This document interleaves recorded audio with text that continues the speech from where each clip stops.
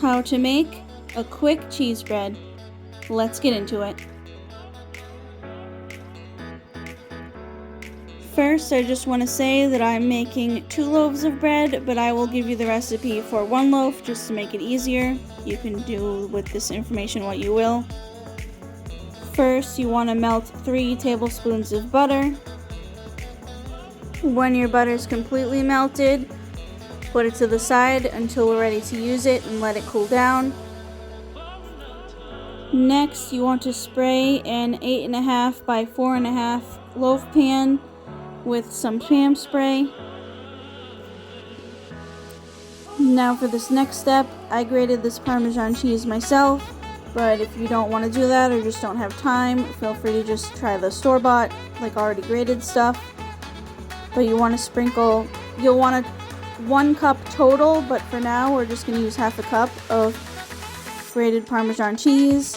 Sprinkle it as evenly as possible all over the bottom of the pan. And if you're a bad sprinkler like me, just kind of shake it up a little bit. And then as long as it's one nice even layer, you're good. You can put your other half cup of grated Parmesan cheese to the side until later when we're ready to use it. Next, in a large bowl, you want to whisk together 2.5 cups of flour, all-purpose.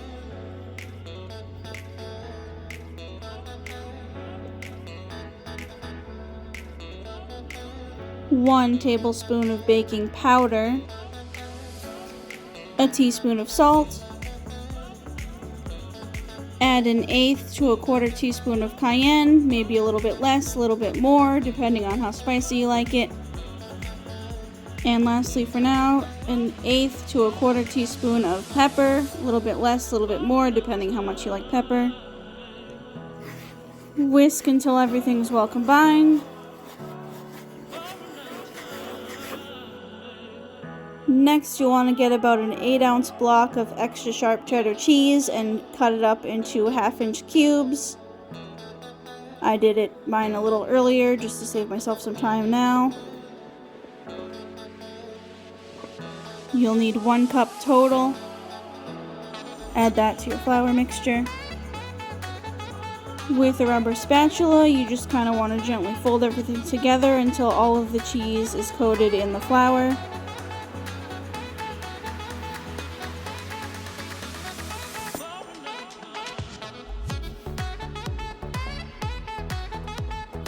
You want to put this to the side until we're ready to use it.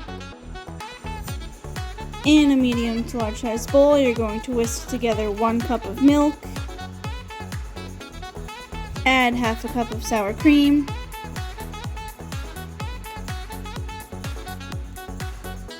Add your cooled butter. Don't forget to scrape down the bowl. Now putting that to the side for a second, we're going to crack 1 egg into a small bowl. Lightly beat it or whisk it.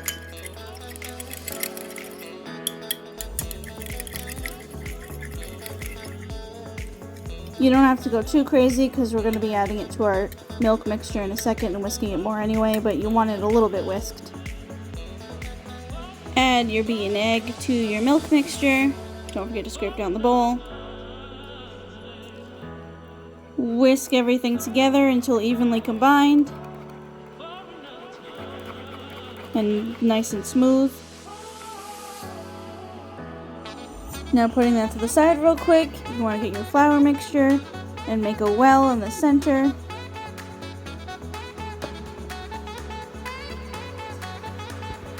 And you want to very carefully pour your milk mixture into your flour mixture.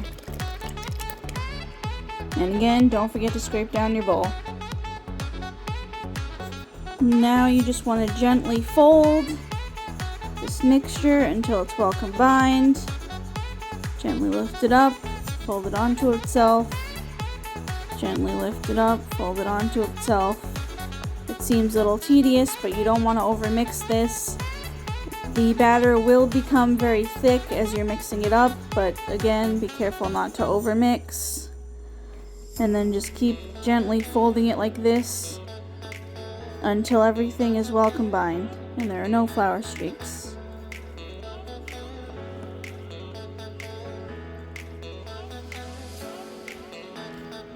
And of course, while you are gently folding, don't forget to scrape all the way down to the bottom of your bowl so that way you're getting all of the flour while you're doing this.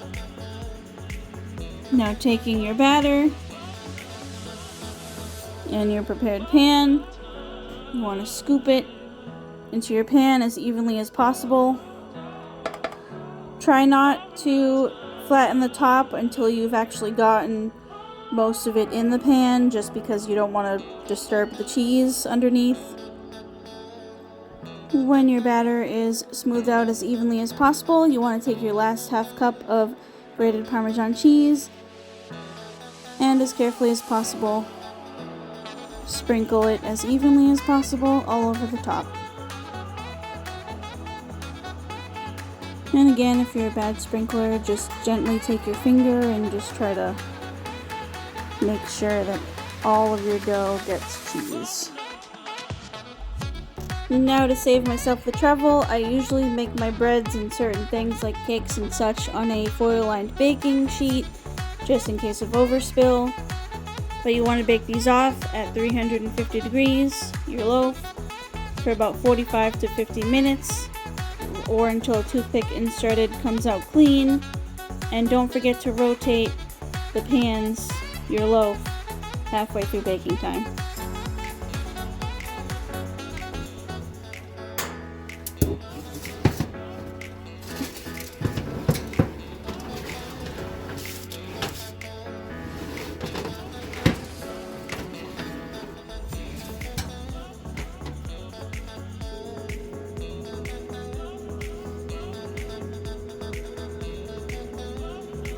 When a toothpick inserted comes out clean, take them out of the oven. You want to take your loaf out of the cookie pan and put it onto a wire rack to cool down. Leave it in the pan for 5 minutes. Now I took the tin foil off of the cookie sheet that I used and put it underneath because in about 5 minutes or so we're going to remove it from the pan. And again, to save myself the hassle of making a mess, just in case, here it is. Now after about 5 minutes, you are going to very carefully remove your loaf from the pan. You might need to get a knife or something and very gently go around the edges to loosen it up a little bit. And then just put it back directly onto the wire rack to let it cool down for about 45 minutes. Now when your bread has cooled down enough, feel free to slice into whatever serving sizes you would like. I recommend eating this as toast or at least warming it up a bit. Since there are chunks of cheese inside, it'll probably taste better warmed and a little melted. Otherwise you'll be eating chunks of cheese. I mean, I'm sure you could still eat it as is as well, but that's just my recommendation. Do with it what you will. Regardless, when you're ready, serve and enjoy.